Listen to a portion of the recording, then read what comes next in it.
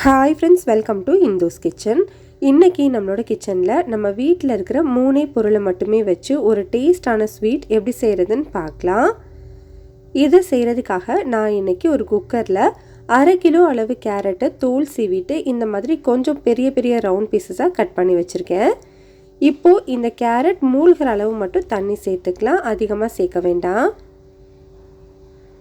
இப்போ ப்ரெஷர் குக்கரில் மீடியம் ஹீட்டில் 2 விசில் வச்சு எடுத்துக்கோங்க. 2 விசிலுக்கு அப்புறமா ப்ரெஷர் எல்லாமே ரிலீஸ் ஆனதுக்கப்புறம் ஓப்பன் பண்ணி வச்சுருக்கேன். பாருங்கள், நம்மளுக்கு கேரட் நல்லாவே வெந்து வந்திருக்கு. அது வெந்துருச்சான்னு செக் பண்ணுறதுக்கு இந்த மாதிரி ஒன்று எடுத்து நல்லா அமுத்து பார்த்தீங்க அப்படின்னா நல்லாவே மசிஞ்சு வரும். இப்போ இது வெந்துருச்சுன்னு அர்த்தம். இப்போ நம்ம கேரட் வேக வச்ச தண்ணியோடவே ஒரு மிக்ஸி ஜாருக்கு மாற்றிக்கலாம். இப்போ இது கூட இனிப்புக்காக 1/2 கப் அளவு சர்க்கரை சேர்த்துருக்கேன். இதுக்கு பதிலாக நீங்கள் 1/2 கப் நாட்டு சர்க்கரை கூட யூஸ் பண்ணிக்கலாம். இப்போ இது கூட ஒரு 1/4 கப் அளவு கார்ன்ஃப்ளோர் மாவு சேர்த்துக்கலாம். கார்ன்ஃப்ளோர் மாவு சேர்க்கும்போது தான் அது நல்லா பைண்ட் ஆகி வரும், அதனால கட்டாயம் சேர்த்துக்கணும். இப்போ இது கூட ஒரு பிஞ்ச் அளவு மட்டும் ஆரஞ்சு ஃபுட் கலர் சேர்த்துக்கிறேன். இது ஆப்ஷனல் தான், விருப்பம் இருந்தால் சேர்த்துக்கோங்க, இல்லைன்னா ஸ்கிப் பண்ணிக்கலாம். இப்போ இதில் தண்ணி எதுவுமே சேர்க்காம நல்லா ஸ்மூத்தாக அரைச்சி எடுத்துக்கலாம். பாருங்கள், இந்த அளவுக்கு நல்லா ஸ்மூத்தாக வலுவலுன்னு அரைச்சி எடுத்துருக்கணும். இப்போ நம்ம ஸ்வீட் செய்ய ஆரம்பிச்சிடலாம். ஸ்வீட் செய்கிறதுக்காக ஒரு பேனில் நம்ம ரெடி பண்ணி வச்சுருக்கிறோம் இல்லையா, அந்த பேஸ்ட்டை அப்படியே சேர்த்துக்கோங்க.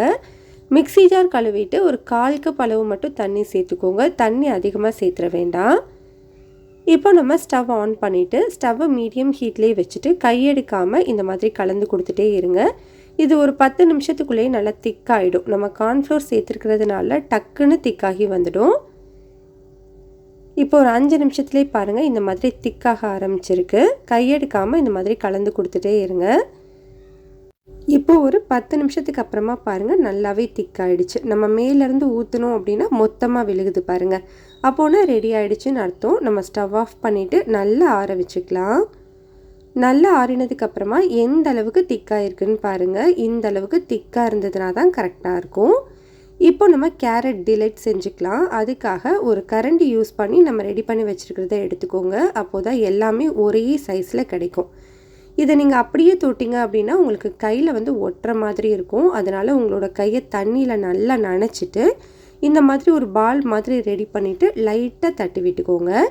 இப்போ நம்ம ரெடி பண்ணி வச்சுருக்கிறத இது டெசிகேட்டட் கோகோனட்டில் 2 சைடுமே தூவி விட்டுக்கலாம். டெசிகேட்டட் கோகோனட் உங்கள்கிட்ட இல்லை அப்படின்னா நீங்கள் தேங்காய் துருவலை வெறும் கடாயில் போட்டு அதோட ஈரப்பதம் போகிற வரைக்கும் நல்லா வறுத்துட்டு யூஸ் பண்ணிக்கலாம். 2 சைடுமே நல்லா பெரட்டி எடுத்த உடனே டேஸ்டான கேரட் டிலைட் ரெடி ஆகிடுச்சு. இதே மாதிரி நம்ம எல்லாத்தையுமே செஞ்சு எடுத்துக்கலாம். அவ்வளோதான், நம்மளுக்கு ரொம்ப சிம்பிளான ரொம்பவே டேஸ்டான குழந்தைங்களுக்கெல்லாம் ரொம்பவே பிடிச்ச கேரட் டிலைட் ரெடி. இதை நீங்கள் ஃப்ரிட்ஜில் ஒரு 1 மணி நேரம் வச்சு சாப்பிட்டீங்கனாலும் டேஸ்ட் சூப்பராக இருக்கும். கட்டாயம் ட்ரை பண்ணி பாருங்கள். பிடிச்சிருந்தால் லைக் பண்ணி ஷேர் பண்ணி சப்ஸ்கிரைப் பண்ணிக்கோங்க.